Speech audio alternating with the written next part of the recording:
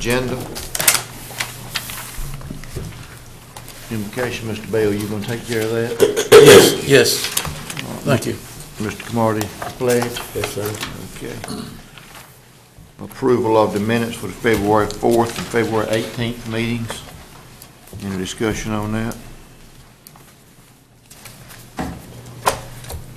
Hold on just a second. There was something I had in one of these. Mr. Chairman, I don't have a page on it. Oh, I'm sorry. It is page number 13 on The first set of numbers. on February the 4th.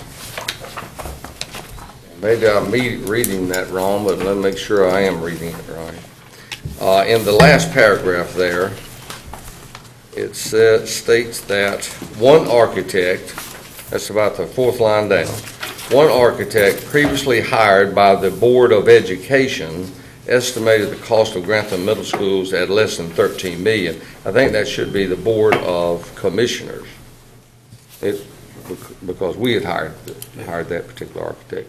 So if we can make that change on it. You got that, Cindy? Yes, sir. That's on the same line. One architect previously hired by the board should be commissioners estimated the cost. Okay, yeah. That was where we hired Mr. Height.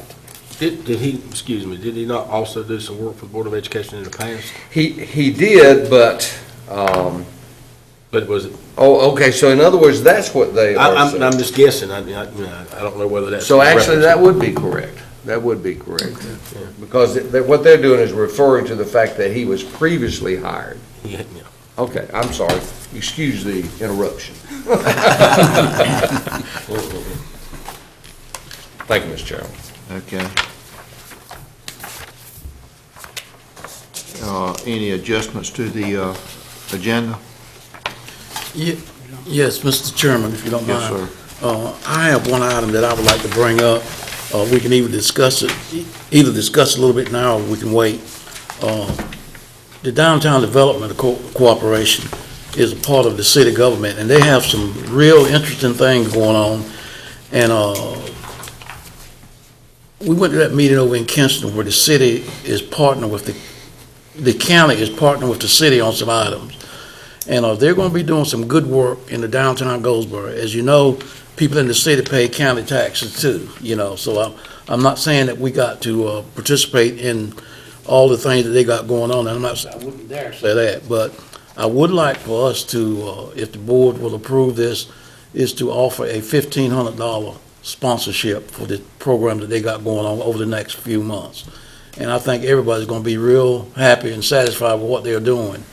With the design and improving the looks of the downtown area. So, everybody's looking at me kind of funny. And this is not a nonprofit. Mr. Doyle. Okay. I think you just swayed one vote. It's for some of the things that they got, they give grants to, I'm just use this one example if you want to start a business downtown, if the funds are available, you can get a little small grant to help you get into that business. And actually, it's going to increase the tax value for the county also. You know what I mean? One time, 1,500. Yeah, one time, yeah. And this money is not going towards bricks and mortar. This is for It's for promotional and all that stuff. Yes, type. Okay. downtown. Yes. All right, we need to put it on a new business, or what do we need to put? I would put it under new business. New business, okay. And I stress that for Mr. Doyle's purpose about the nonprofit. Okay, Mr. Bell, well, we put that on as item number 6, and whenever we get to it, just Make your a motion. Any other adjustments to the agenda? Mr. Wood, you got anything? Mr. Chairman, the only thing I would like to change is under unfinished business on number 2, and we'll get into the explanation of it, but instead of a motion to request up to $500,000, I think we've determined it would be better to go after $1 million. This has been a moving target. Ray's done a very good job of keeping up with it. More money has become available, And if y'all recall, we had requests of about 1.7 million from our municipalities. So you've gotten 576,000 on the first go round. If we could get this million, then we could pretty much take care of everybody's requests from our municipalities. So instead of going after 500,000, we're recommending you go after 1 million. So that would be the only change on there. And then I'll go into detail on that. But if we did that, whatever we come up short, my recommendation would be that you take that out of Goldsboro's share. The reason is they're asking for the largest amount. They're asking for 940,000. So if they got cut back 100,000, they'd still be getting way more than anybody else. But this is a way to help basically all of our municipalities. Mr. Doherty? Mr. Chair. Are we limited to lending that money to municipalities, or in fact, could the county, if we found a economic program, could we actually use that for a county economic event? That's a good question. I'm not sure. Ray, can we? Yes, Oh, yes, okay. yes. We can. Mr. Parker agrees the county can use that money Yeah. for their own benefit they like. So I would go after it today, and then you can determine how you want to do it at a later date. We're in a rush to get our name in the pot, because as Ray came back and indicated to us that it's first come, first served. Yes. And he's been advised to get our request in, but given that, we can certainly take a look at if there's something we can do with it. Yes, Mr. Mayo and I found out that we don't even have to have any shovel-ready projects in order to That get is this money. correct. It can be money that we can get and hold it for a while until we come up with a reason to use it. And we do not have to have, excuse me, Mr. Chairman, could I? Yes, sir. We don't have to have specific projects Yes. for this money. All we have to do is put on the application for economic development. And by the way, our county attorney, Mr. Parker, is the one that the Eastern Region is holding his feet to the fire as far as making sure that this money is being used for economic development. He and I are working together because some municipalities may want to change their priorities or change it from one project to another. And they can do that based on the okay from the county attorney, making sure it stays in economic development. Well, Mr. Chairman, Mr. I Doherty. want to point out, last week's meeting with the school system and talking about sewer and infrastructure and so forth, it seems as if our Genoa lift station or pumping station or whatever is maxing out, and it might be that we may need some of these funds to do some improvements there. So I would just hope that we would have some flexibility, maybe the county could actually use that. A 0.5% interest or 0 interest is pretty good terms. Yes, it is. Thank you, Mr. Chairman. Thank you. Any other adjustments to the agenda? Mr. Chairman, Mr. Pate? just a question, and it's under the consent agenda about the $2 million budget amendment going for the schools. Can you explain that just a little bit, exactly what Yeah, that is? It's paying what we're for? doing there is, they have come in and requested their first drawdown, and you have to approve those funds. Right. So they have entered into an architectural contract with their designer. He has submitted 3 invoices that total the $2 million. And so we can't approve to pay that until you do a budget amendment. And so basically, we're getting the money in to then turn over and give it to the school so they can pay the architect.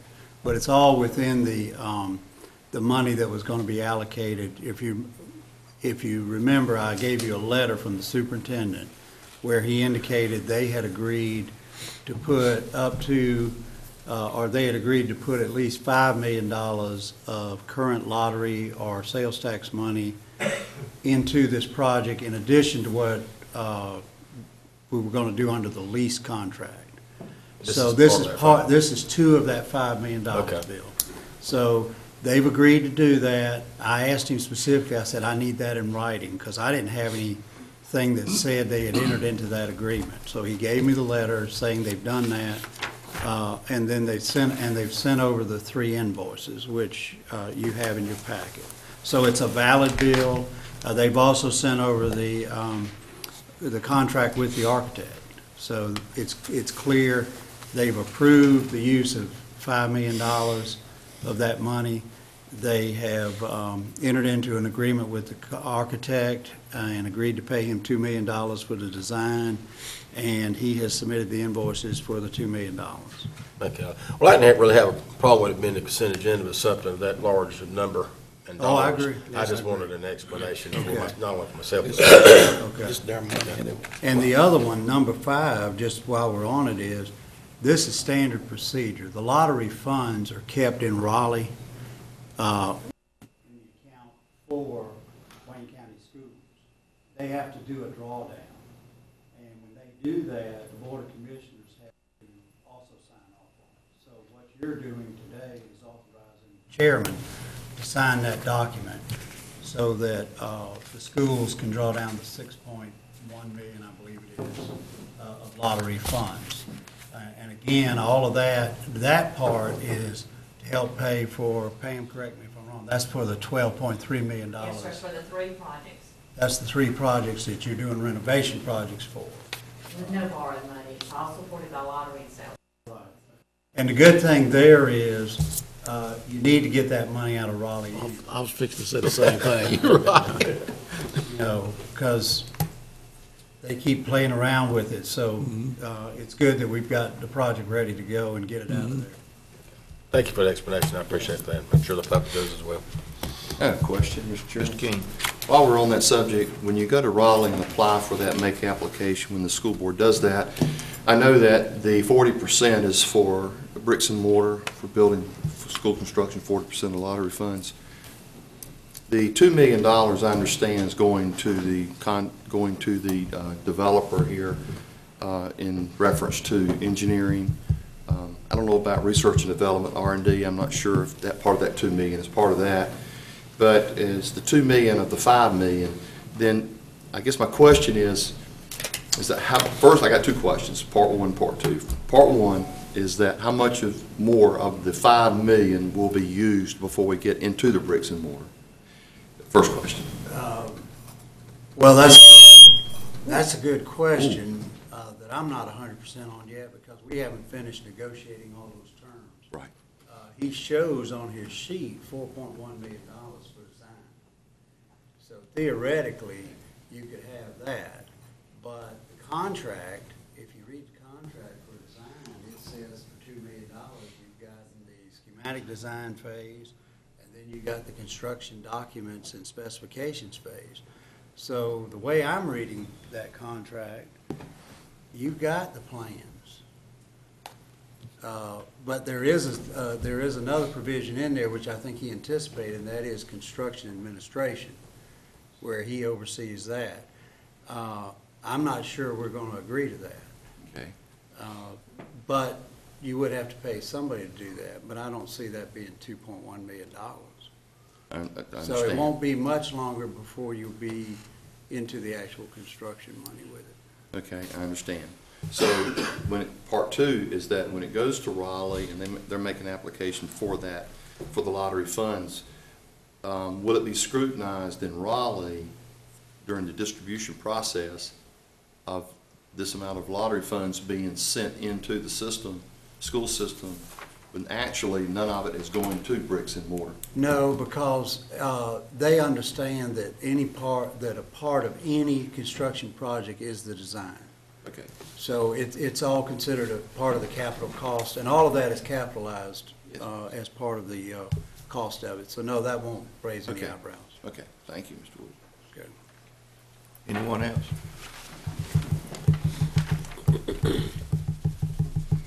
Special recognition today, is that pins or? I think Mr. Marty's going to handle that today. Is that correct? Special recognition.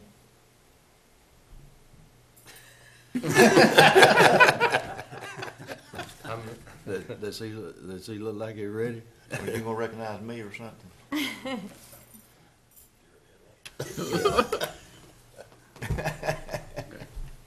She has it for me, and she'll give me the further discussion in just a few minutes. Okay. All right. Good morning. And you, sir.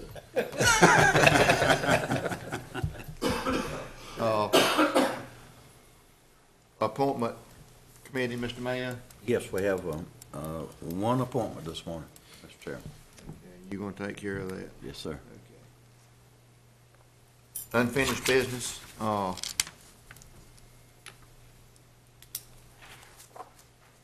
a Gateway, You're going to have three people here. First will be Lynn Lambeth, and she heads up, she's the executive director of Gateway, and she asked to come and make a presentation to you first about the rate increase, why they did it, and that sort of thing, and just give you an overview of the financials. I will say that Pam and I attended their meeting about a month ago where the auditor presented the financial report. They are having some financial issues, and we are going to have to look at it in depth, particularly in the coming budget year. But, so she's going to go over that. Then you had requested that the three entities that are our biggest users of it give you a report, and that's DSS, the Aging Services Director will be here, and also, what was the other opportunity? John Chance with Wayne Opportunity. Right. John Chance, Wayne Opportunity. Yeah, and John indicated in an email, which you have a copy of, that he's not going to be able to come, but he gave you the information in writing on what the impact of his agency is. So you had asked for that. They've only had 1 month of billing under the new rates. So it's a little early in the process. I will tell you that David Rosado, who is over the area agency on aging, has some real concerns about the rate increases and what it's going to do to services. And so what we have done is set up a meeting with him, his supervisor, the folks from Gateway, and then our folks, in order to discuss this and see what we can do with it. So after you get this information today, we're already moving forward with getting the people to the table about this so we can discuss it and see where we get to. So I do have something underway there. I don't have a date yet. We discussed this Friday. That was the call I got during our meeting with the Board of Education.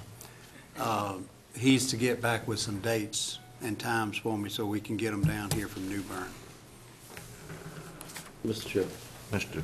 I would just like to add a good thank you to our manager, interim manager, Mr. Wood, concerning that very subject he was talking about, because I had gotten a call, because I serve on that East Carolina Council, and Mr.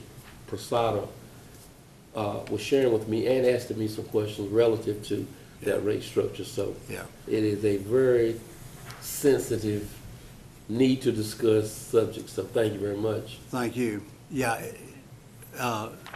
Commissioner Cromartie's right. These rates have to be, the rates for the area agency on aging, they're the people who pay for a lot of your van rides on the rural system. They have to approve these, and they are looking at a 200% rate increase. So they want to know the whole methodology and you know, why it's happening and all that. On the other side, Lynn has inherited a very difficult situation. We have some financial issues with Gateway, and they're trying to get those straightened out. So it's a delicate balance right now, but I'm aware of it. I've pretty much gone through with Pam's help, got the background on it. So we just need to get the parties to the table and see what we can get worked out at this point. Mr. Bell? Well, there's one thing that happened over the past few years, and I think Ms. Holt can speak to that better than I. The county have not participated financially in Gateway for a while, you know, so. And then back about a year ago, we asked them to use their fund balance, spend their fund balance, and they depleted all that. And so And I remember somebody said that they should do a rate change. So she's been trying hard to make this thing work from a financial standpoint. But this is not an entity that's going to make you some money. I mean, there's just no way. No, Based it's not going to on- make money. At best, it would be break even, and it's doubtful it would ever be fully break even either. Right. But you get the subsidies from Medicaid for DSS, and you get the subsidy on the vans from the area agency on aging. But those subsidies typically do not cover everything. That's right. So the difference has to be made up by the county, is what it amounts to. And that's why we need to all be at the table, because we're all impacted by it. So I've got the county folks at the table, I've got the two principal users, because this rate increase is dramatically impacting their budgets. Right. And to the extent that their budgets go over, that impacts the county overall. So I'm very interested in that part of it. And then at the same time, Ms. Lamberth has to get the system to where it's financially solvent and can pay for itself on an ongoing basis, because Commissioner Bell's right. Over at least the last 2 years, they have been using down fund balance. And we're to a point where at the end of this year, there won't be a whole lot of fund balance left. And so it becomes critical going into the next fiscal year, starting July 1, that we have this thing nailed down as to where we're going to go going forward. Thank you. We've already covered the other item in unfinished business. Consent agenda, any discussion on this consent agenda? Okay, new business. There's 6 items on new business. Any discussion on that?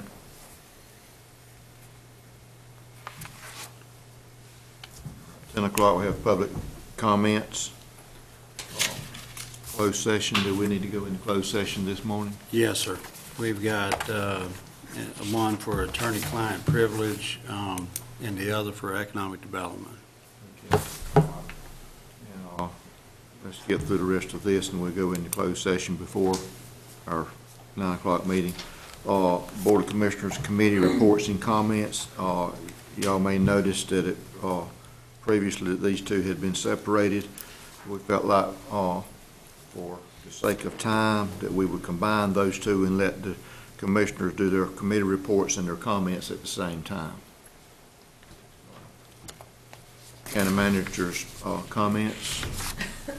I'll have about 4 things to update you on there. We've got the information in the back of our packet just for our information. Any other comments or remarks that need to be made before we go into closed session? Mr. Chairman. Doherty. Just a point of suggestion here, and that is, I'm just realizing that the board, we are all making our comments, and then the county manager is making his comments on the agenda, and I'm just wondering whether or not it might be better to hear the county manager's comments prior to our comments. I mean, it's just That's fine with me. I mean, I That don't have a makes problem with sense. that. I mean, he may discuss something that we may want to comment on. Right, yeah, right. That's right. All right. Okay, we'll reverse the order of the commissioner's comments and the manager's comments. Okay. Thank you, Mr. Chairman. Mr. Parker, you got anything? No other discussion, we will go into closed. Mr. Chairman, I'll move that we go into closed session for consult with an attorney to preserve the attorney-client privilege and to discuss matters relating to the location or expansion of industries or businesses in Wayne County. A motion on the floor, any discussion? All in favor, show of sign of right hand.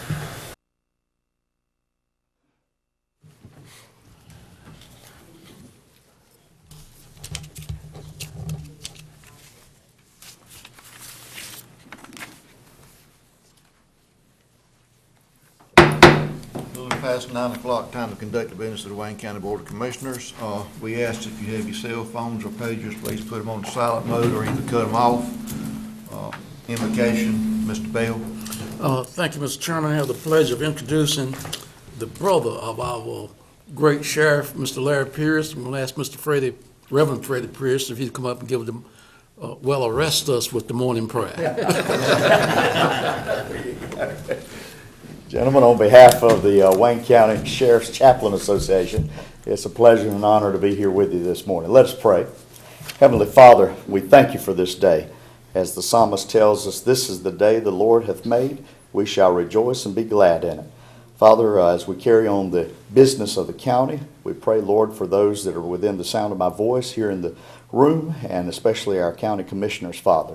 We thank you for the opportunity to be here this morning and do the things we need to do according to your will. For us in the name of the Father, the Son, and the Holy Spirit, we thank you, Father. Amen.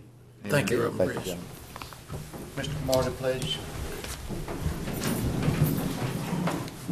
Pledge allegiance to the flag of the United States of America and to the republic for which it stands, one nation under God, indivisible, with liberty and justice for all.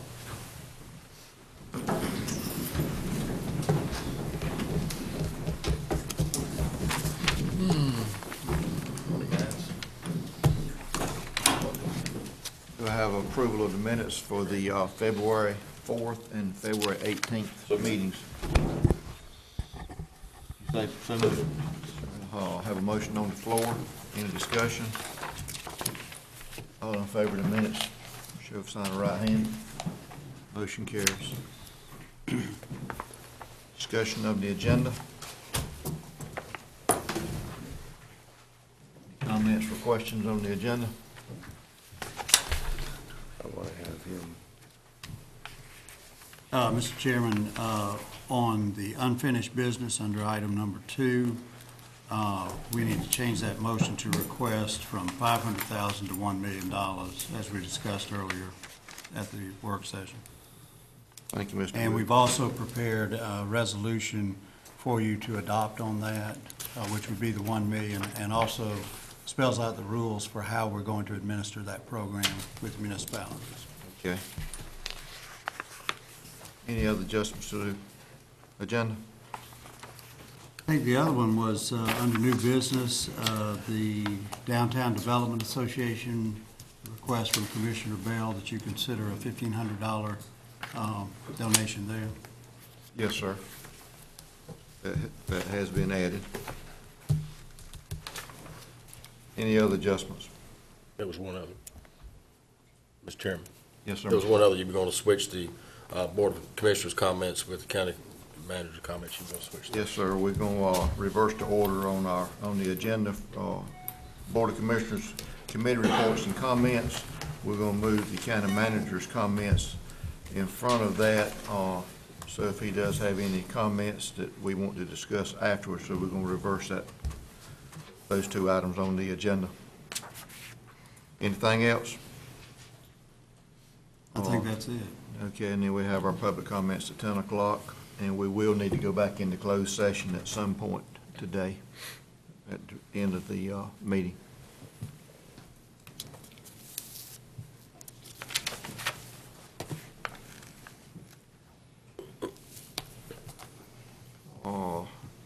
Special recognition, I think, Mr. Camardi, you've got that. Sir?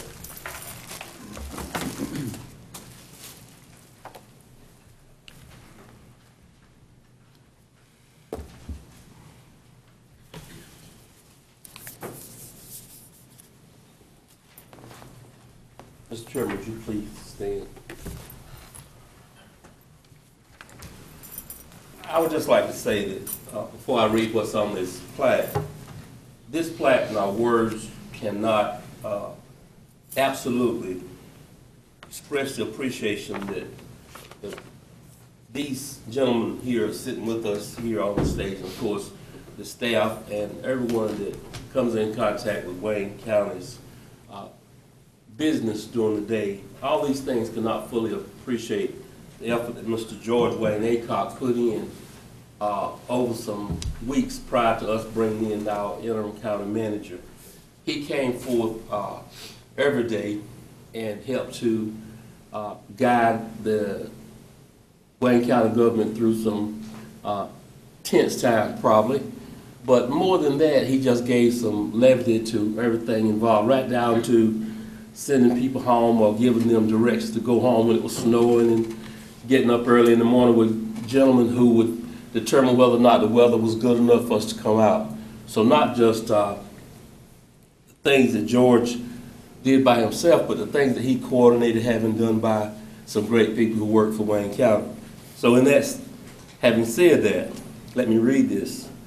The Wayne County Board of Commissioners express its appreciation and gratitude to Chairman George Wayne Aycock Jr. for his dedicated service as acting Wayne County manager. And this is dated December 17, 2013 through February 24, 2014. Now, I'm not trying to coax him into going to look for a full-time. Thank you, sir. Thank you.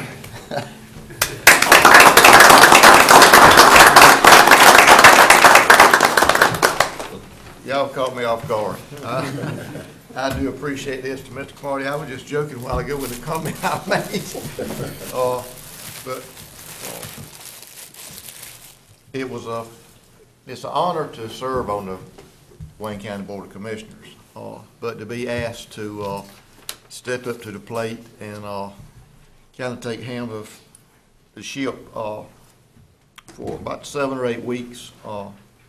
It was a very humbling experience, but I don't deserve the credit. The staff deserve the credit. I mean, they are the ones that made it happen. They made suggestions, and naturally I had to make the final decisions. But I want to give all of the credit to our staff and to the other commissioners, because they stuck behind me. But Mr. Wood, I can assure you, I won't be applying for your job. But thank all of y'all so much. You caught me off guard. I really do appreciate this, and thank y'all.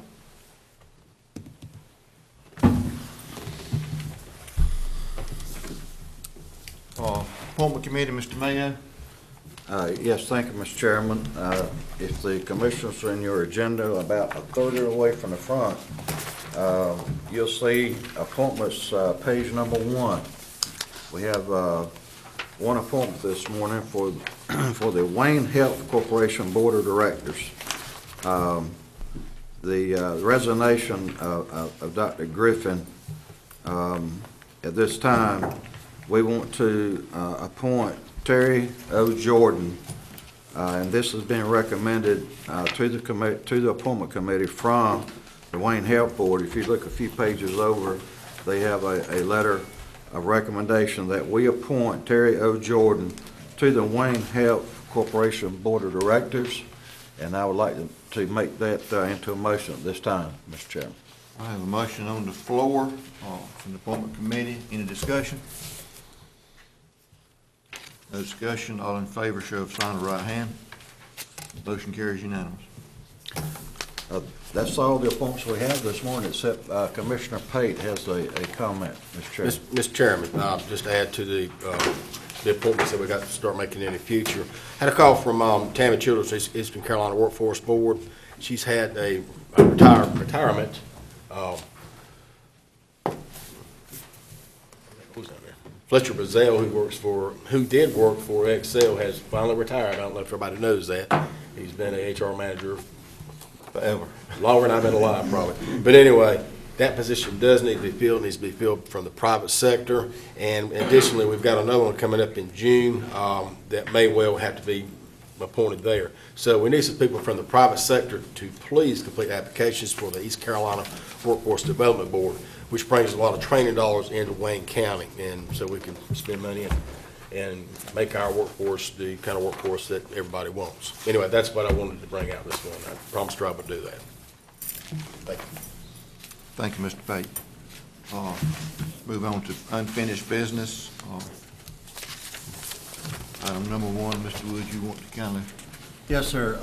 Y'all had previously requested that after 1 month of billings on the new rate schedule for Gateway, that you would like an update from the 2 or 3 departments that are affected most by that.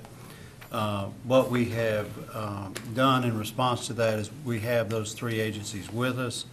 But in addition to that, we have asked, or Ms. Lambert with Gateway has requested that she be allowed to come in and explain the rate increase to you and to the public, and then take some questions there, and then we'll get the reports from the three departments that you requested. As I said earlier, and just want to reiterate that, we have had a couple of meetings with Gateway on this. We have had some conversations with the Area Agency on Aging, and they have expressed a concern about the rates and the impact on our various budgets. So we are going to have a meeting shortly, probably next week, to discuss this with Gateway, the using departments, and the Area Agency on Aging, and see what we can do to make some adjustments there. Okay. Ms. Lambert, please.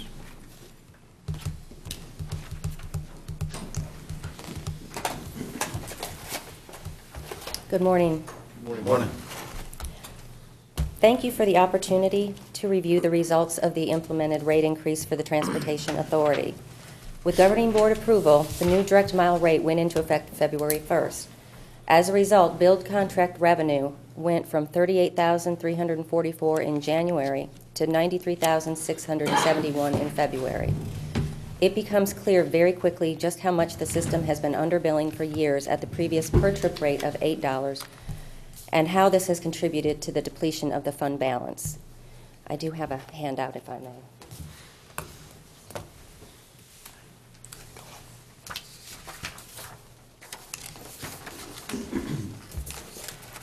What this handout is showing is audited numbers back to 2009, showing the difference between the fund balance on the rural side and the fund balance on the urban side. And, you know, I think it paints a pretty clear picture of what we've been experiencing over the years based on underbilling. This is the reason I had an absolute sense of urgency to implement the increased rate as quickly as possible and work towards the objective to cover non-subsidized expenses and position the system to break even and ultimately begin building a fund balance. This is absolutely vital in terms of operating a transit authority with a guaranteed delay in grant funding that we are faced with.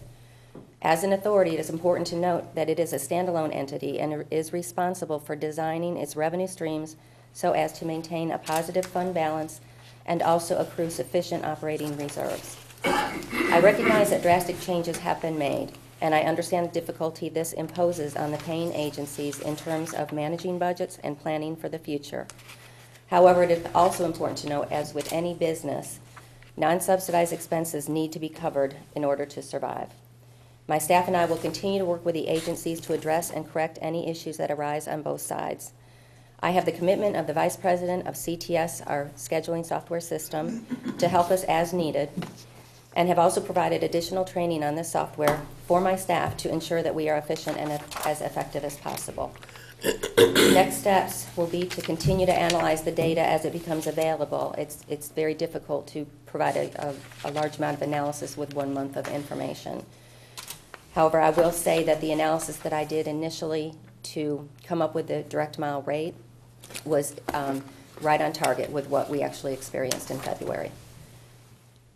So we'll continue to analyze this data and address all variables such as continued expense controls. I have reduced monthly operating expenses by at least $20,000 a month, so we're trying to control the things on that end as well. And increasing demand is very important, which will ultimately impact adjusting agency rates as deemed appropriate by the governing board. As our ridership increases and as miles increase, we will be able to see a decrease in the agency rates.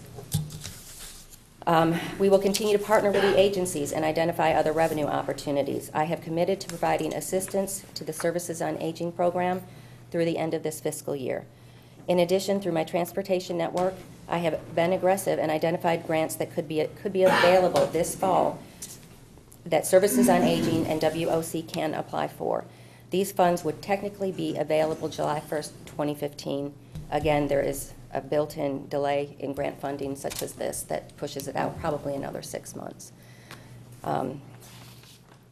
So in conclusion, in under 10 months, my staff and I have implemented the business model that needs to be in place to position the Transportation Authority for stability and growth.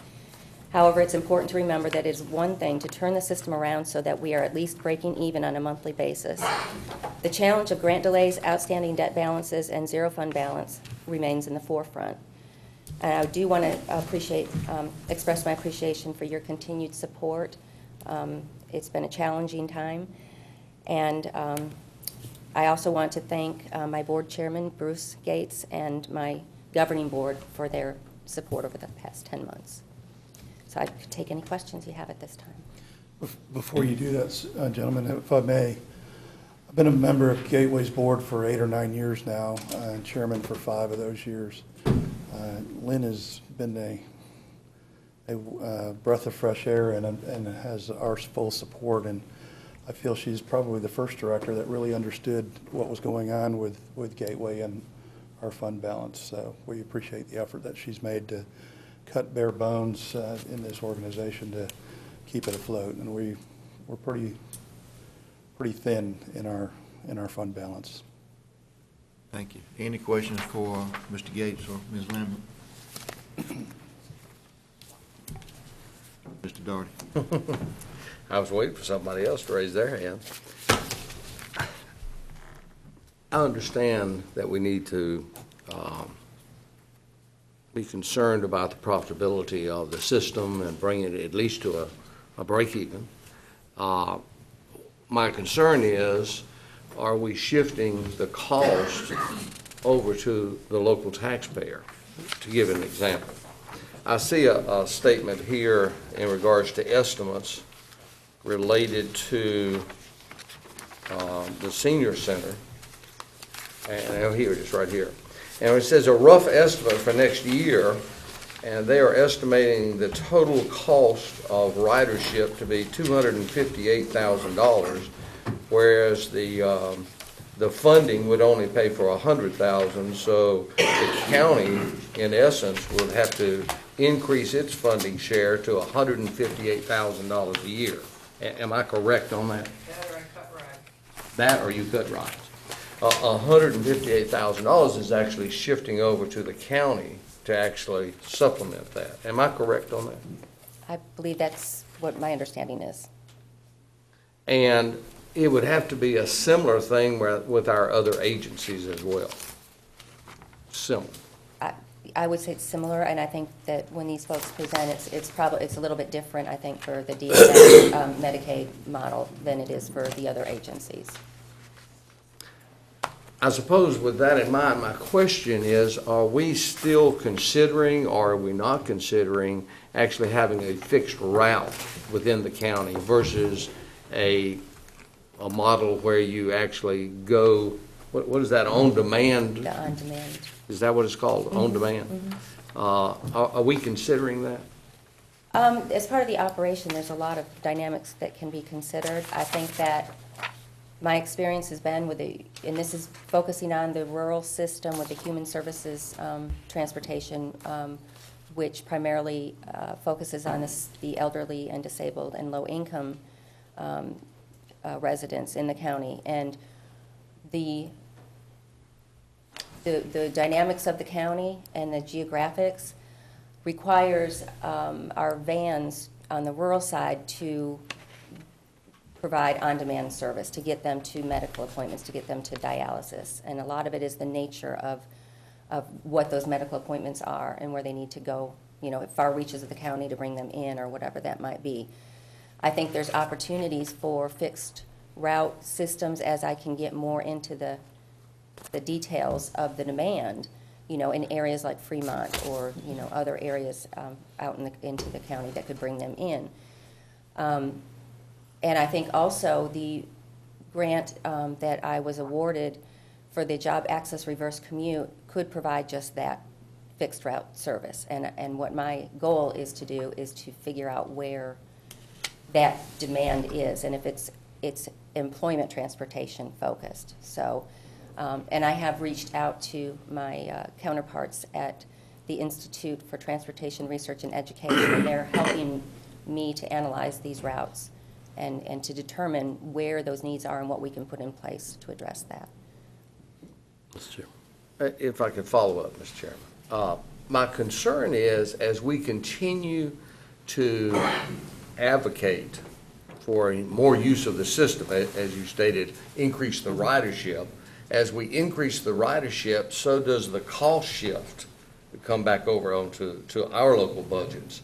And with that in mind, let me state, there is a big difference into a direct transportation for medical needs versus going shopping. Correct. There's a difference. And so I would just ask that you seriously look at having a fixed routes, where if someone that was in Fremont or in Mount Olive wanted to come into Goldsboro for shopping or for whatever reason, other than a medical, that they consider actually going into a fixed route. That bus would be there on a certain route, and they would be there at that stop at a particular time.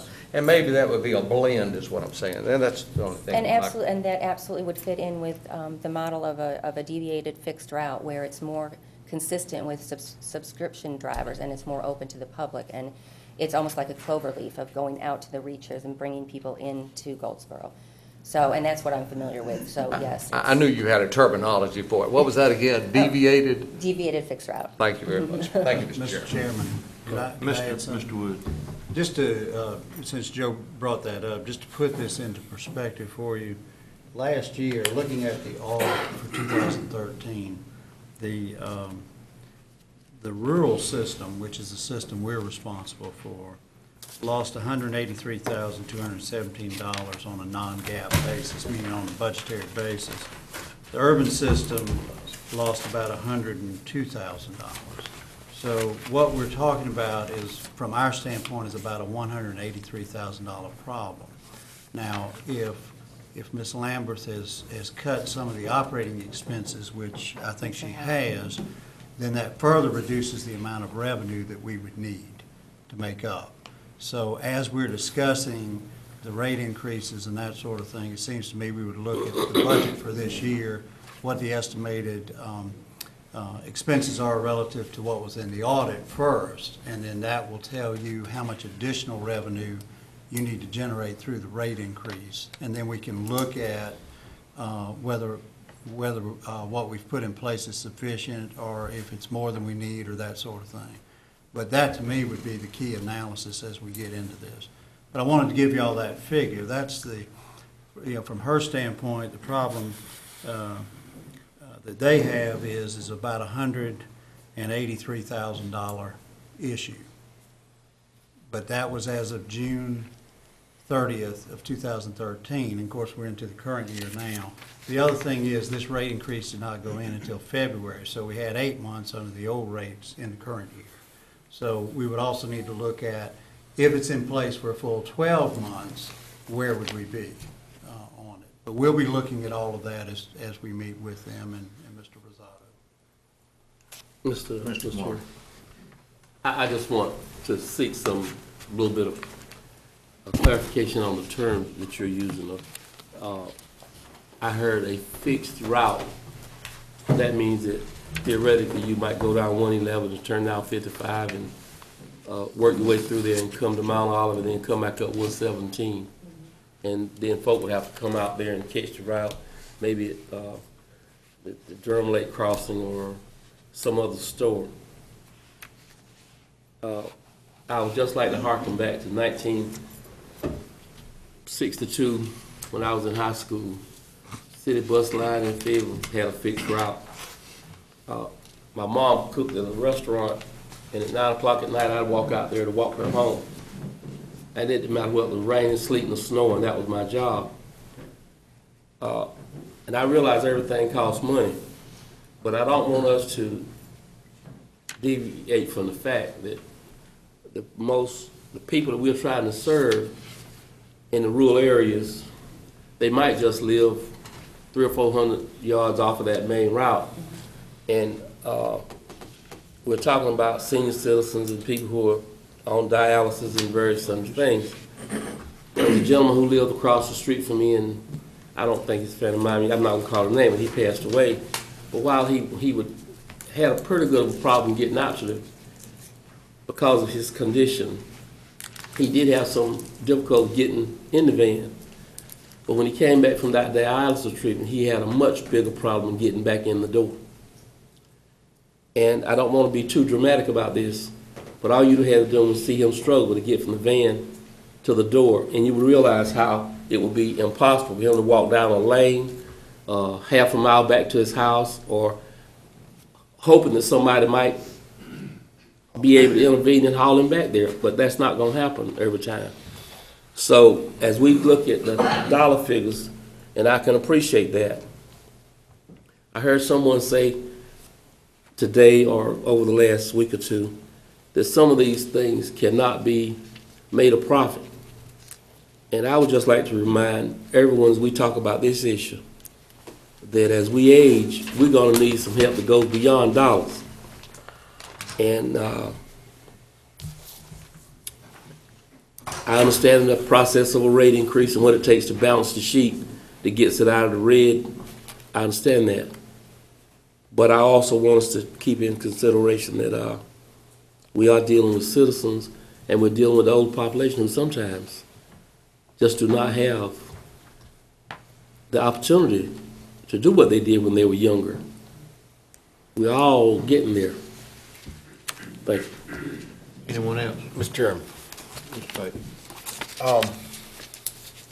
difference between rural and the urban. Actually, that rural route actually does pick up people in the city limits, is that correct? Yes. So it's not just the outside the city limits, but most people would think that would be. Correct. We provide, the rural system provides assistance to the urban system, basically. Those that are in the city limits that are taking the rural route as opposed to the regular bus line, is there a way to change the stops that those people, except for those people who need medical appointments, and we're never gonna cut that out. I would never do something like that. But those who just need to catch the bus to go shopping, like I was talking about, could that encompass them, and then that might, reduce some of the cost? I'm sure you've probably looked at that. I would guess that, I don't have the numbers at my fingertips, but I would guess that most of those people that we're picking up in the city are in dire need of medical. So that is service. medical, man? Yes. Okay. Yes. Okay. We're not running around to take somebody shopping inside the city. They're gonna get. Well, I'm on the glad to bus. hear that, and I agree with going that direction. If it's a medical assistance, then they need to be picked up. Okay, thank you. Anyone else? Thank y'all. Thank you. Hear from Service on Aging next.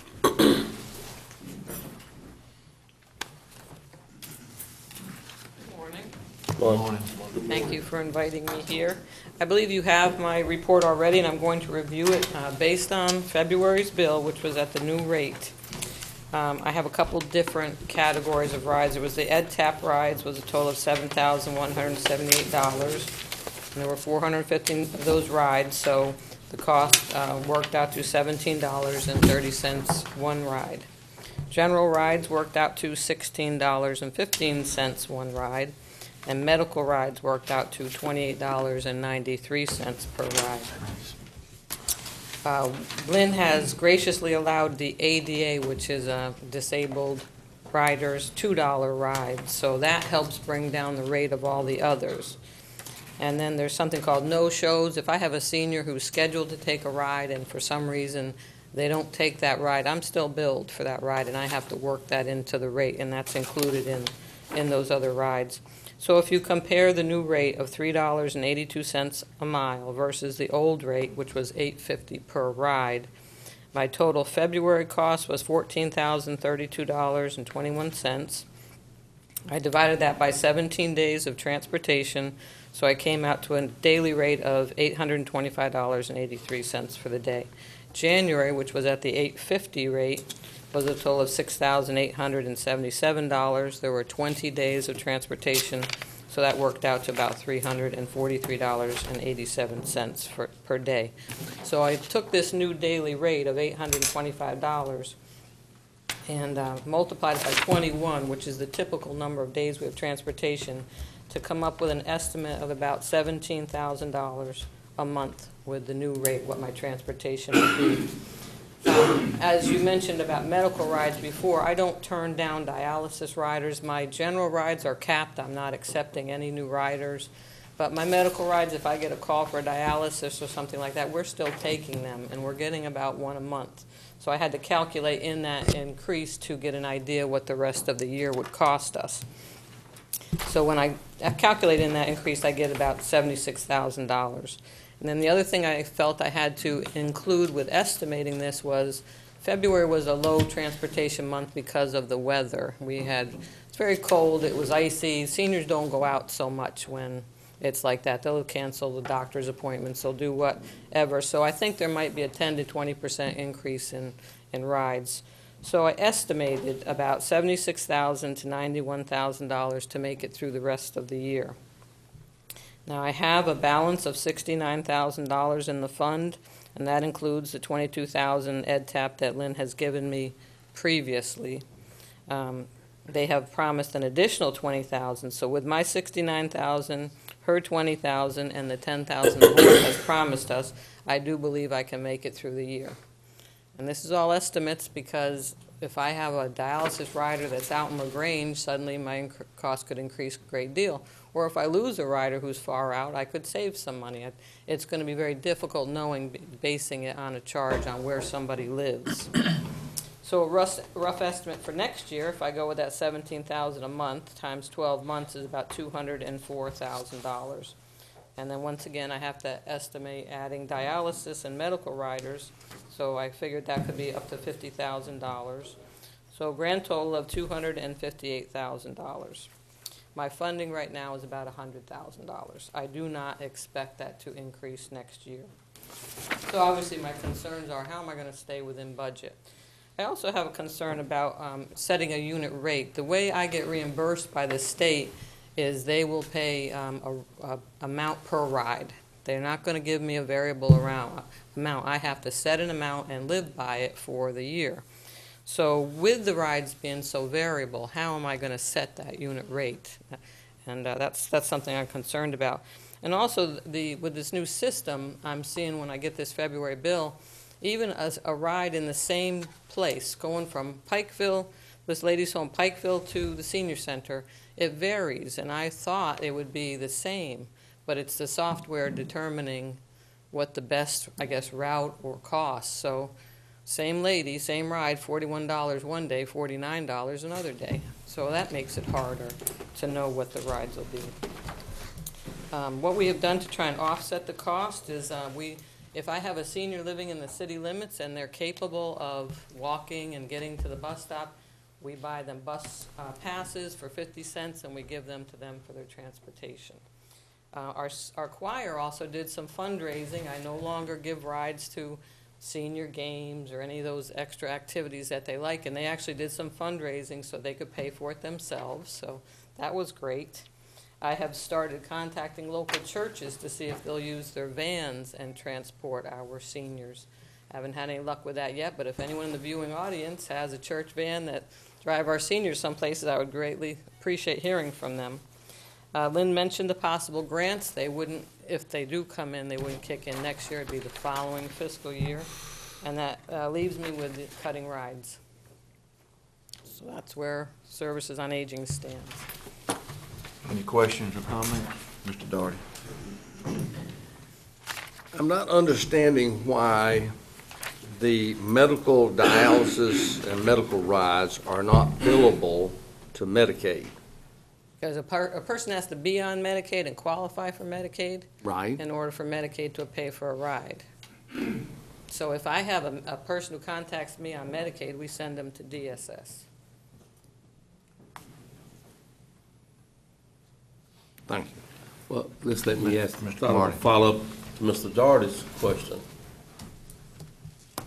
If, and this is just an if, and whomever may have the answer to this, I would take it.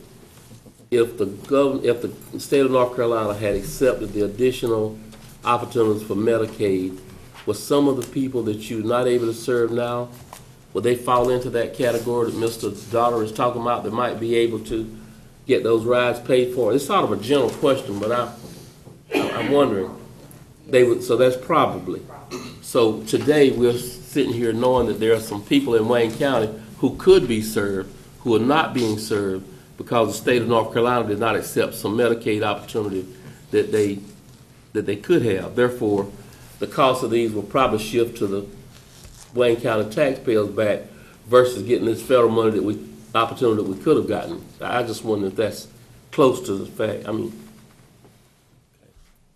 that's just, I think, for everybody's help. One last question. You talked about the trip from LaGrange, or the same lady, Pikeville, to you. When that different calculation of $7 was made, was that because the great the great lady in the sky who tells us how to get from place to place, she rerouted it That's my like that? understanding. You It's think not that based probably on happened? It's not actually based on what the drivers drive, it's based on what the software says is the best route. So they might tell it to start from the location, and instead of coming straight, they might decide to take a street over and come in? Is that how? The thing you need to remember about a demand response route too is the key to making it efficient is you want to group as many riders as possible. So when they get people signing up for it, they try to group them into a route for that day. Okay. So that may impact it because then you have different people. You may have 3 people riding it one day. You may have 1 person riding it the next day. And so it depends on, that can impact your cost structure. So the person number 1 get on it, and because on this day, a second person get on it, and that track may have to go over a little bit, it's gonna be counting that distance into that first person's? It depends on how your rates are set up, and that's all of what, we're gonna drill down into all those details. But the key to this is as much as you can aggregate multiple riders on a trip, The more, the more efficient it is. The more, the better. And they're aware of that, and their dispatcher tries to set that up. I mean, that's one of the keys, and everybody knows that. But that could impact some of the differential in rates right there. And so, really one last thing. What do you, based upon, you said you don't know, one of your questions was somewhere in here, how do I stay within budget next year? You mean, how much money is it gonna take for you to stay within the budget that's given you next year? Is that, when you say stay within budget? If I don't receive any additional funding from the commissioners, I will be cutting rides to stay, I can't spend more money than I'm given in my budget. Okay. That's my question. Any other questions? Yes, sir. Mr. King? Interesting on Mr. Wood, group riders, and I was thinking of the senior center. I guess getting into the weeds a little bit with Lynn and Aaron, maybe you could help me. Logistically, when you go from per ride to per mile, was that the rate, was that the the rate increase? Was it a dollar amount, or is it that we went from per ride to per mile? Which one was it? Yes, we went from. Yeah. Please.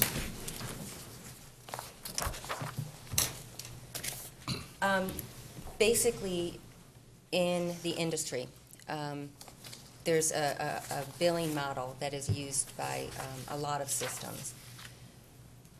I have there's one model under a shared mile concept, and then there's one model under a direct mile concept. What it comes down to basically is you have your non-subsidized expenses, and then you estimate your number of miles, and you come up with your cost. And that's where the $3.82 per mile came from. Our average trip cost, no matter which model you adopt, whether it's a shared mile or a direct mile, is still the same. It's basically, industry standard is between $9 and $30. We're at $25 as our cost. Is that high?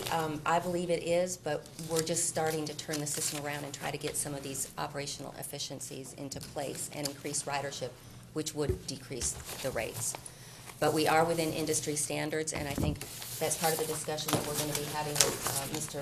Rosado, because I think there's a misunderstanding about the model that we've adopted and the direct mile, because the direct miles are determined based on the GPS in the scheduling software. And you have to have that capability in order to adopt that model. The reason I pushed for this was because it's much cleaner, it's more accurate because it's based on what the system is determining, not what the driver is doing. A shared mile can be very difficult for the agencies to budget for because it's an unknown every day. One day there might be 5 people on a van, the next day there might be 10 and 5 no-shows. And then the agencies are paying for the combined miles for that entire trip. And also with that model, it's not built to encourage efficiencies. So if I was an unethical system that just said I want to make money no matter what at the expense of anybody, then I would just drive around, and there's no efficiencies for me. So. My follow-up, Mr. Chairman. Yes, sir. To Mr. Wood again, on group ridership and in reference to senior center, where the funds will be needed through the budget process, according to Aaron. This system determines this grouping. The rural and the urban ridership has always been an issue for the last 2 years on this board, is determining what is rural and what is urban. The senior center is a perfect example of what the ridership is. Is it within the city? Is it urban? Or is it a rural ridership? And is it equally, percentage-wise, determined what or who pays what? And being an advisory and in working under that system and not a county or city system, but in an advisory system, then you have to sustain it yourself. So my concern is that if, as Mr. Daugherty had mentioned earlier, if it becomes a taxpayer's responsibility instead of working under the system that you're working under, then I would like as a commissioner to know more specifically and really into the weeds, is that if DSS is going to take care of the Medicaid, and then what part is the city going to do, or urban, and what part is rural, if you use this system determining this group ridership, and being that one of the major, or if not the major, ridership is the senior center, as the end user here. Well, let me address that. You have a copy here. This is from Cindy Whitfield, but it's from LaShonda Oliver. You have this copy here. This, I had asked for basically that information, and this gives you the breakdown. Let me just, in broad terms, I don't want to get too much into the details today, but in broad terms, the way this system operates is you have an urban system. And under the urban system is the city of Goldsboro is eligible for certain grants to run an urban system. And then what it doesn't cover, and that is your fixed rate system within the city limits. And what you basically did when you created Gateway in '98 is you put the administration of these 2 separate systems together into one public transportation authority. And basically the way the funding operates is that the urban system, whatever the federal and state subsidies don't cover, then the city pays that, okay? On the rural system, we call it a rural system, but what it really is it's a human services transportation system. And so when you think of it in those terms, it's really not inside the city and outside the city. It's what's the purpose of the transportation. And so for purposes of the human services operation, which is the demand response system, which we're terming rural, whatever is not subsidized by the federal or state government through Medicaid, ETAP funds out of the Department of Transportation, Area Agency on Aging. After you get all those subsidies, whatever's left, then the county pays that, because the county's in the social services business. We're the ones who run the Area Agency on Aging, we're the ones who run DSS, public health, and that sort of thing. So that's fundamentally how it works. Now, the one other component, so you have all of those cost structures, and they're clearly delineated basically in separate portions of the budget. So that's very easy to delineate. Where you get into the part that's a little more difficult, that is all of the overhead. Because you have a combined system. So you have, for instance, Lynn's salary, you have the other people's salaries in there, rent, utilities, that sort of thing on the building. So all of that overhead has to be allocated between those two systems. So that's what this report is about, this is the indirect cost allocation. And that, we do that for the county on some of our services every year. They do the same thing. And this is a model that the North Carolina Department of Transportation actually recommends and approves. So basically what it amounts to is it's done on, if you go to the second page, or the third page, this will tell you what the formula is. They basically take the miles in the urban area, and you'll see that's 405,909. The rural, we had 1,033,079 for a total of 1.4. Well, that breaks down to the urban system is 28% of the miles, the rural system 72% of the miles. Then they do it another way, and that is the hours that you're having to pay the van drivers. And if you look at that, the urban is 25,880, the rural is 59,000, so that's a 30-70 split. They then blend them, and that comes up with the split of 29%, 71%. Does everybody see that in that last box? So if you go back to the first page, what they're saying is that 29% of the cost allocation goes to the urban, 71% of the cost allocation goes rural. Now, our problem is, relative to the city, is the next line.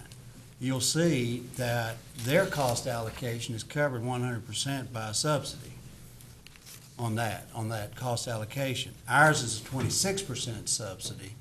So we have a higher percentage of the cost allocation to us, and we have less of these federal and state monies offsetting it. So if you're wondering why our cost is higher, that's a part of it right there. So then that gets fixed into the rates, and that's how you cover the overhead. So that's pretty much how the financing works, Steve. So what we'll look at is, when we're looking at the budget, we'll look at the rural side in particular, but also the cost allocation. The city will be looking at the urban side and the cost allocation that we split. Okay, question. That's the financing of it. Okay, and the question here, one more follow-up, Mr. Chairman, if I may. You mentioned earlier, Lynn, that you had cut already $20,000 per month in overhead and operating. Can you give us a percentage of what that is in rural and what that is in urban? I think it would probably come down to the same. Well, the bulk of the savings would come to us, because the bulk of the cost, 71% of the cost is on us. So 71% times 20,000 a month, whatever that. 14,000 a month. So that's a significant savings. Yes, sir. $100,000 a year. Okay. Okay. One other point I'd like to make while I'm talking, and then I'll be quiet. And I don't want to steal her thunder, but when you get to the Department of Social Services, you'll see that her cost increase was $30,000 a month. Does everybody see that?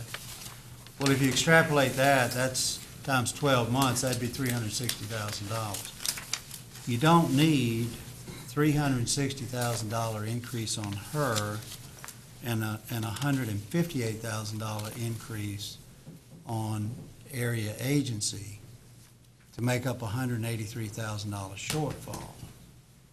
And so that's what we want to look at, is whether the rates need to be as high as they are. And I don't know that these numbers will factor out to be accurate. Remember, this is just 1 month. but we'll have a second and third month to look at. But if those numbers hold up, then what I'm saying to you is you don't need that amount of increase to offset a $183,000 shortfall, particularly if you've also cut out some of the operating expenses. And so we'll be looking at all of that, and I'll give you a detailed report back as to what we've determined on that, once we meet on everything. But I assure you, we're going to drill down on all the details on it. Mr. Chairman, I just need to make a real quick, Mr. Chairman. I mentioned earlier that it was, it's the authority. It's not, it's just the authority. That's the pro name on that. It's the Gateway Authority, I guess it's called, not advisory. Yeah, it's a separate governmental entity. Yes. Mr. Mayor. Question on the rural 26% subsidy. Is there anything else that the rural side can do, the county side, to increase our subsidies? Well, that's what we're working on. A lot of it is just the rules of the game as to how much money they give you for EdTap, Medicaid reimbursements, and those types of things. So, and as y'all know, the state has been cutting back on Medicaid. So that impacts it as well. So it's not just whether or not we expanded Medicaid or didn't expand Medicaid in North Carolina. It's also the fact that Medicaid dollars are being curtailed by the state and used for other Medicaid purposes other than transportation. But we will look at every source of income that we know of in all of these programs and check with everybody on that. And we will certainly try to maximize what we can. This follow-up, Mr. Chairman. Yes, sir. Is there, is it in the statutes that urban and rural have to be separate? My question is this, is that if urban gets 100% subsidy, if the urban ran the whole system of Gateway, then would it be beneficial to the county from the subsidy standpoint? They can't do that. Okay, that's my question. These are two different Department of Transportation programs, and they have totally separate federal funds tied to them. Okay. And I'd have to get into more detail with you, but the Okay. short answer is no. Okay.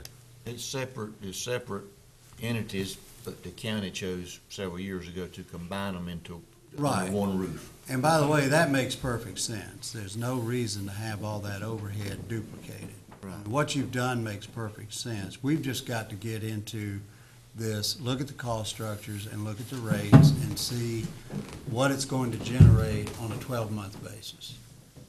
And see if we can come up with some relief on the rate side.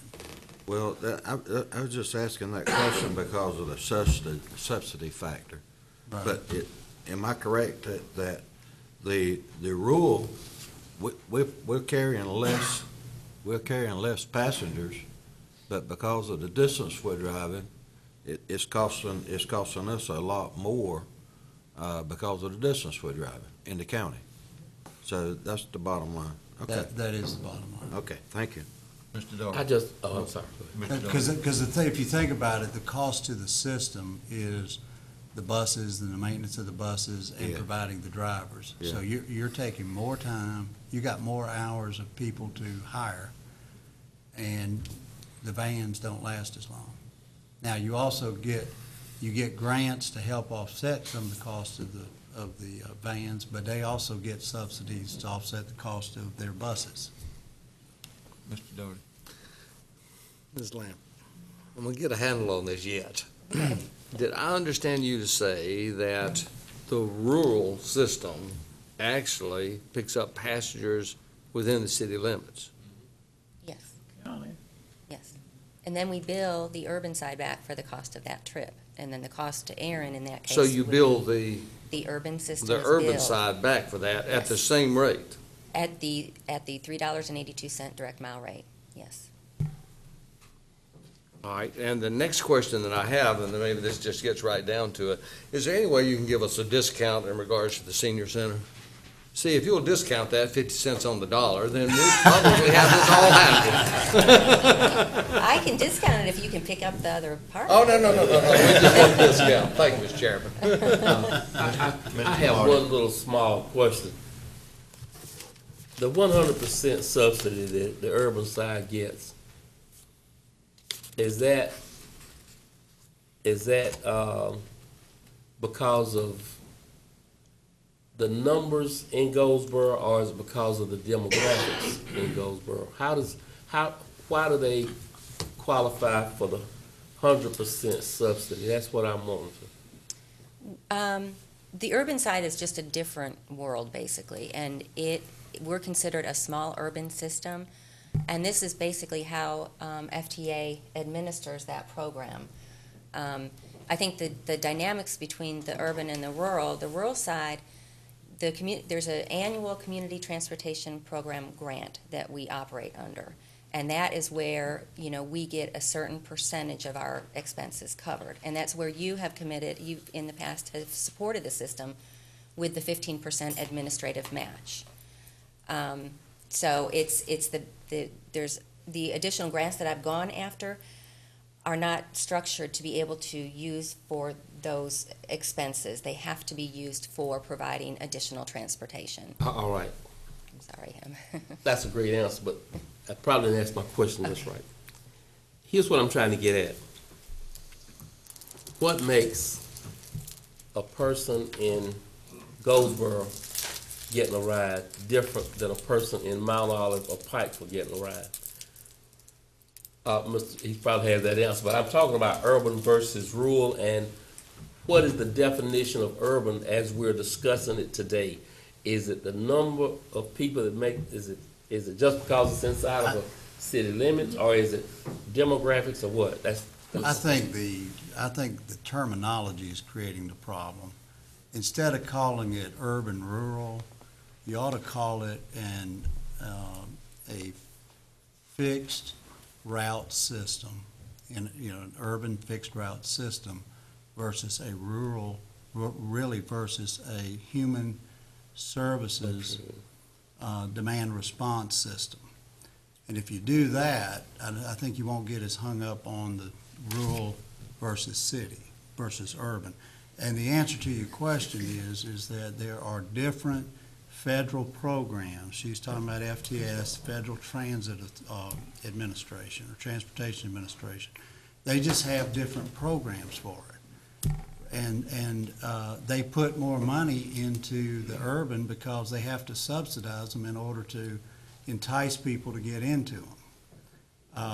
So I guess at the risk of sounding facetious, the problem is you're looking for logic and it's a federal program. That's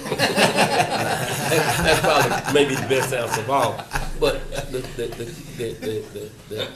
hunt that I was after was, if we were dealing with need and economics and social demographic kinds of needs, that's what I was trying to find. If there was any kind of thread that Mount Olive or Pikeville, being a municipality, would have any relationship to the whole business of getting these subsidies, because, am I clear enough? Under that scenario, you have to, because the population in Goldsboro meets the requirement to be a small urban. The folks in Fremont or Mount Olive would not. They're under that threshold. You have to meet a certain population requirement to be considered a small urban in order to qualify for those programs.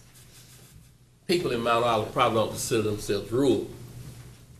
That's just my side to that, but you see what I'm after is. I do. Okay. I think Yes. the better way to look at it is they're riding a demand response, human services transportation system. Whereas the people in Goldsboro, if they're not using that system, are using an urban transportation system with a fixed route. And there's different programs and different monies attached to that by the federal and state governments. Let's limit our questions just as short as we can, or either we'll take a break, because it is a little after 10 o'clock, we have our public comment session that we need to. One short. I did too. Okay, Make it quick. okay, real quick. Is there anything that we might could look at, this is just for my own information, is there any way in the future that we might look at, could we cut costs if we have satellite locations? Maybe a satellite location in the southern part of the county and northern part? What I'm looking at is, I'm looking at the miles that are accumulating on the rural side. We do it for emergency services. We have fire departments, because I know they do it for different reasons. But could it work for Gateway? That's my only question. Thank you. Mr. Pate, right quick. Now, I was just going to kind of echo what the county manager said, that, you're dealing with federal programs, and they probably use a poor choice of terms when they coined the names for these different programs. And to get the change, you've got to go through Washington to get the regs changed. And we're not going to be able to do it here. We've got to talk to our partners in D.C. to get this done. And that's the only way we can move forward, to get rid of the inequities and the subsidies. Apparently, they were focused more on the cities as opposed to the larger parts. So anyway, that was just my story. Mr. Bell. Yeah, Mr. Pate must have been reading my mind. I've learned a lot sitting beside you, John. But if you could just consider Gateway as two different systems combined. If we had a rural system, you wouldn't even be talking about, by itself, you wouldn't even be talking about urban, And the laws and everything that governs the funding of it is totally different. So I think Mr. Woods and Lynn stated it very well. And there's nothing we can do about it. Look, we just chose to combine the two systems some years ago because we thought it would work better by everybody being under one umbrella. And to tell you the truth, we've always had these problems from day one. I don't ever remember Gateway being just totally self-sufficient. We've always had to put money into the operation to make it work. Y'all hang around, we're gonna come back to this, but the public comment section is one thing that we can't move very much, and we need to get that out of the way. It's about 10 past 10.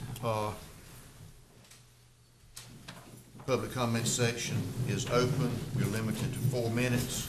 Does anyone have any public comments this morning? 3 minutes.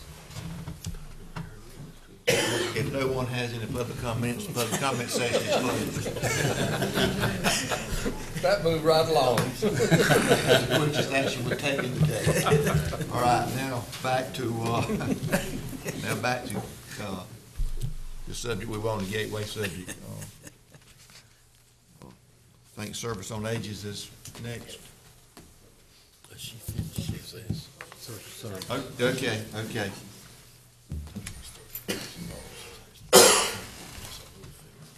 Good morning, gentlemen. Good morning. Thank you for having me today.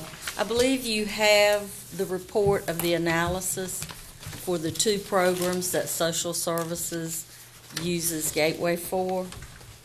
Medicaid is at the very top of your page, and we should talk about that first. For the month of February, we did see an increase of 121%. However, as has been previously mentioned, February was not a good comparison month. All of the inclement weather really cut into the number of rides. Gateway didn't run for a couple of days. Medical offices were closed. The population that Medicaid transportation serves, the sick, the elderly, they do not like to get out in bad weather. So many of those appointments were canceled. My best guesstimate is that March will see about a 20% increase over this. I think this is low. We won't know for sure about a budget amendment for this until probably April. We do have enough left in the budget to carry us till about April. But I do expect that in April we'll be looking at a budget amendment for, of course, expenditures and revenue. Medicaid transportation is funded, it's a federally funded program. That is federal dollars. However, it is, of course, tax dollars, as you know. But there is no county money in that, other than half of the salaries of the 3 staff that I have administering this program is county dollars. Any question about Medicaid before we move on to work first? Question. Yes, sir. The change, and I was gonna talk about this later in my comments, from the 50/50 to the 70/25, would that impact this? No, sir, it will not. Debbie, those 3 employees you have working on this, though, they're paid out of the DSS budget, right? That is Not correct. Gateway. That is correct. It is Okay. not coming out of Gateway budget. That is correct. I was hoping that their salary could be covered by 75%. No, it won't Take be. a shot, you know.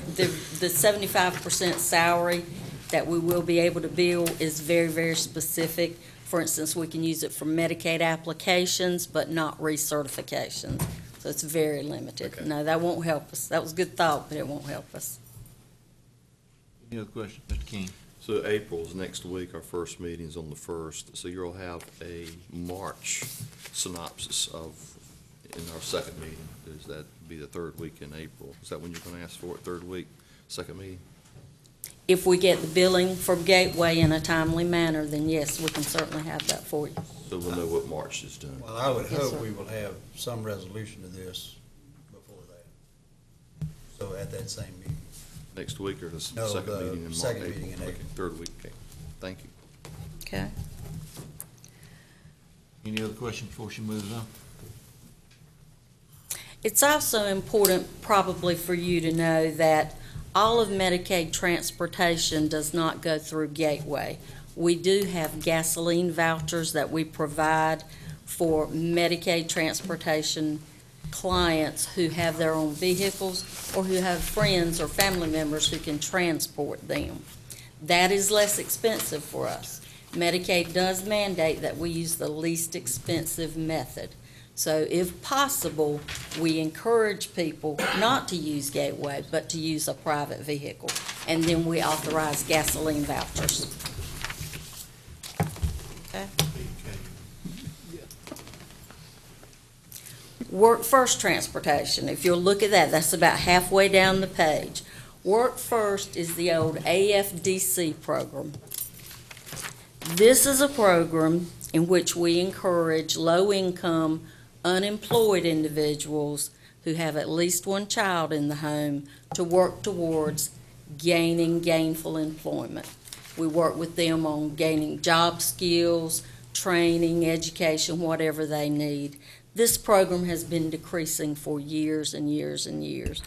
It is one of my smallest programs now that we have, but it is a mandated service and we do have to provide transportation. So if you look at those statistics, that has gone up 58%. You'll see the cost increase for that time period from January to February. And then you'll also see below some of the things that we've done to lessen the impact of the increase. We again use mileage reimbursement whenever we can, if these individuals have access to a vehicle. Parents of children less than 1 year of age, we are not providing transportation services to those families. We've made other arrangements for clients who are volunteering or working and have a child drop off at daycare because Gateway does not begin until 6. And that is a difficulty if you've got 2 children drop off at daycare and then you need to be at work by 7 o'clock. So we've done some cutbacks so we can stay in budget for this year.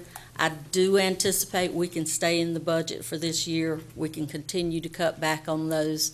I do not anticipate having to have a budget amendment for this funding through the rest of the fiscal year. Any questions or comments for Ms. Jones? Yes, ma'am. You did say that, is this at the discretion of the person you're serving, that they would use that 40 cents per mile to get their own transportation? Yes, sir. So, if I didn't enter my calculations wrong, just as a comparison, help me out. If that person was using the old Gateway pay scale, they were paid $8 to get, say, from Mount Olive to Goldsboro and back, or $16. If it was $8 per trip, $16. Yes, sir. And if this person elected to use the 40 cents, that same trip would cost them about $16 on a tax. Yes, sir. And under the new $3 per person per mile, if I didn't do it wrong, that same trip on the Gateway bus would cost $144, $152. I mean, $3.82 per mile per person. If I didn't put it in wrong, at 40 miles times that, it would come out to $152 unless I did it wrong. So I'm looking at, we are in something of a dilemma, but it sounds like that someone may have an opportunity out there to start a taxi service. And that was said to me by a person who represents an agency that you all deal with, because he was comparing what this new rate scale would be to just what you just said. That's why I bring this up, because you mentioned that 40 cents per mile versus what the new rate schedule might be on the bus. Yes, sir, that's true. And we are mandated by both program policy material to use the least expensive method of transportation. That's what I wanted you to say out loud, because that's what was said to me. That is correct. And for Medicaid transportation, the gasoline vouchers, it is not 40 cents a mile, it is 28 cents a mile. And the difference is because of the different policies. Medicaid policy, DMA says that we cannot use any more than half of the IRS rate, mileage reimbursement rate. So that's why they are at 28 cents a mile and Work First is at 40 cents a mile. While I'm asking you a question, I want to jump down to the Work First specifically. Did you say that program was growing smaller? Yes, sir. But your cost is increasing? Yes, sir. Okay. Is it growing smaller because of, is it less people need to have that service because they are not working, or they are, what is the cause for getting smaller? Let me ask you that question. It's welfare reform that was put into place several years ago. That was successful. That was a very successful program. At one time, when it was AFDC, individuals with children could simply receive a check every month. It was a very small check. It still is. For one child, it's $171 per month. But now you have to attend school or volunteer or actively be looking at a job for 35 hours per week. And when that was put into place, there's also a time limit. There's a 5-year time clock. Individuals are not generally interested in pursuing this program because, rightfully so, they think, well, if I've got to work 35 hours a week for $171 a month, I might as well get a real job and actually make some money. So that's why it's welfare reform. It was successful. Anyone else? One other factor that I feel I should probably mention to you, back to the Medicaid transportation. At this time, Medicaid does not have a cap on the amount that they will pay for reimbursement. However, I do expect that to change. In the coming year, with Medicaid reform in the state, there will likely be a cap on what they will reimburse. So for now, there is not, but I sincerely expect that will change shortly. So, pardon, Mr. Chairman, if I may. So right now, there's no problem with it changing from $8 per person per trip to the $3.82 per mile per person? No, sir. There's no problem with that? No, sir. All right. Anyone else? Thank you. Yes, sir. John Chance, Wayne Opportunity, Center Director.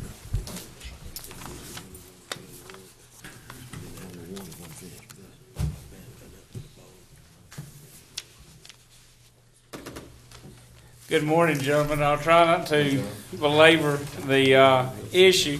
I think I'll echo what Debbie and Aaron have already told you. We're a little bit different. We're not a county agency. We're a private nonprofit agency that has always used Gateway or Wayne Interagency Transportation in the old days to transport our clients. About 52% of our clients come from the urban side. They're City of Goldsboro residents.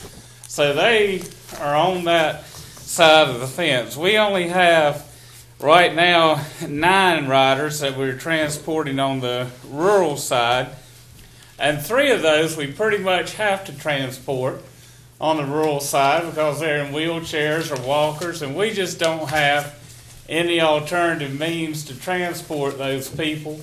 And Gateway does. Gateway is handicap accessible, that's for sure. You asked us to compare January and February, and like Debbie said, January and February were 2 tough months because we had inclement weather and everything, but it looks like our cost to transport those riders is going to go from about $2,670 a month to about $10,680 a month.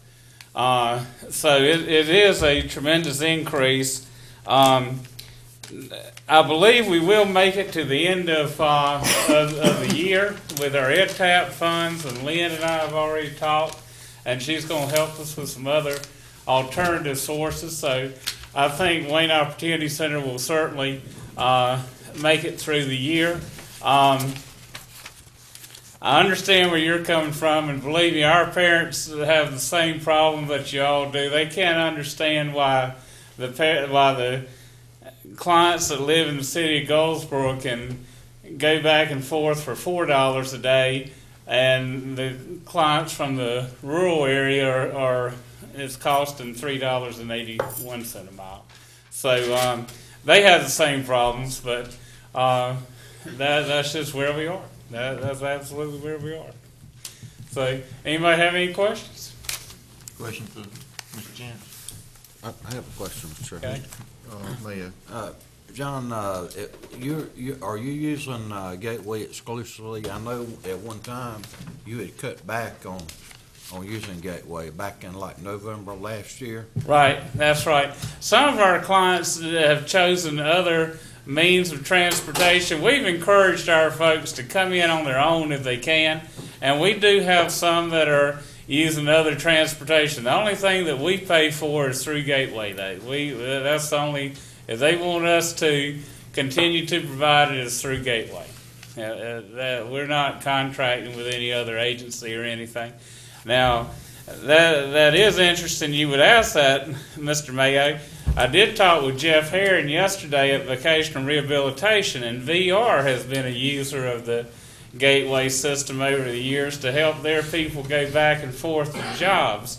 And with the rate increase, Jeff told me that they are trying to move their people to alternative sources of transportation, private providers. And and he didn't tell me who they were, but he said they were looking at, of course, taxi services and things like that. Follow up, Mr. Chairman. Yes, sir. Have you seen any decrease in your client numbers? No, we haven't. And when we made that change, we did not. We were worried about that, that it would go down. But our folks enjoy coming. Our satisfaction surveys with our clients have always been extremely high, and we do not see anybody drop out of the program. Now, we did see some they'd miss a day here and there because they didn't have a ride or what have you. But generally, the attendance stayed up very well. Thank you. Anyone else? Mr. Chairman. Mr. Doherty. John, have we been able to catch up the arrears that your organization has had with Gateway?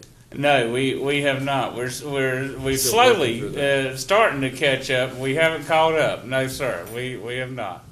Okay. Thank you, Mr. Chairman. Anyone else? Thank you. Thank you, John.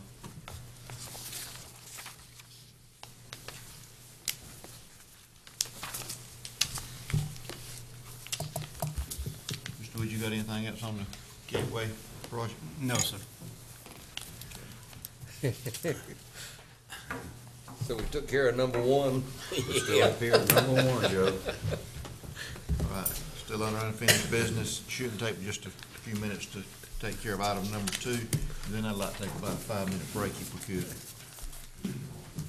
Mr. Wood, Mr. Mayo, I think y'all are more familiar with this than if y'all would address the rest of the board, please. Yeah, Mr. Wood, if you wanna, if you wanna I'll- hang out with what we got. I'll go over this real quickly. Yeah. As we said at the briefing at 8 o'clock, when I wrote the memo originally, we were looking at requesting $500,000. And Mr. Mayo is involved with this program, so he was able to get more up-to-date information as late as even yesterday. It appears that there may be enough funds to where we could request up to $1 million. And then based on the comments this morning, I think some indication was given that we might want to look at the county possibly using some of these funds for economic development as well as some of the municipalities. So Mr. Parker has gone through, and the resolution that I had prepared for you originally did not contemplate that the county would be included in it, so he's made a few minor changes in it which do that. Particularly on the last paragraph, or next to last paragraph, he says, if the request should exceed the amount received, the Board of Commissioners shall make the final decision on how to apportion the funds among the municipalities or for economic development for Wayne County. So that opens the door for if the county should want to use some of the funds as well. But again, all of these have to be used for economic development.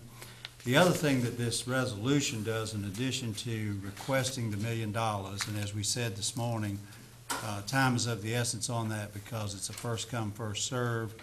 And these monies are the monies that other counties had that they decided not to use. So that's being put back into the pot. The difference here is that on the first ones, the first $576,000, which you've already been approved for, there was a one-time 1% fee, and it was a 0% interest rate for a period of 59 months. This second pot, that was because that money was allocated to you as one of the 9 counties. This second one is a little different. The Eastern Region will provide it, but they want a 1% upfront fee. And then each county who's putting money into the pot wants a 1% fee. And then those are one-time costs, and then an annual interest rate of 25 basis points. So it's still an outstanding interest rate. What we're proposing to you in the interest of trying to help our municipalities that are struggling with this is that the county not charge any additional fees for either program. Whatever the county is charged, depending on which pot of money it is, that's all we would charge the municipality. So for instance, if just to use an example, I think Mount Olive was going to get $100,000. They would pay a one-time, and that's out of the $575,000. They would pay a 1% fee, which is $1,000, And that's it. There's no interest, and it's an interest-free loan for 59 months. If, on the other hand, they requested $200,000, so if they got the second $100,000 under this other program, they'd have to pay a 2% upfront fee, so they'd pay $2,000 for the upfront fee, and then they pay 25 basis points annually for the loan.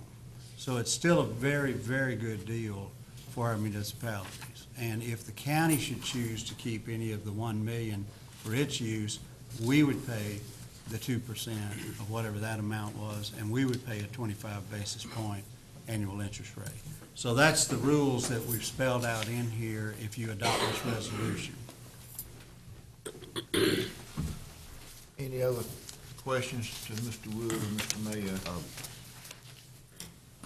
Go ahead. Mr. King. This morning's conversation pertaining to this was positive, and the county participating is also positive as long as jobs are tied to the county's participation. There was one indication that it's possible that, we have sewer and enhance maybe our infrastructure somewhat. But I have no objection to this as long as the county's part in the future that jobs are to be tied to the county's participation. Thank you, Mr. Chair. Mr. Chair. Mr. Mayor. And you're exactly right. I agree with you, Mr. King. That's the purpose.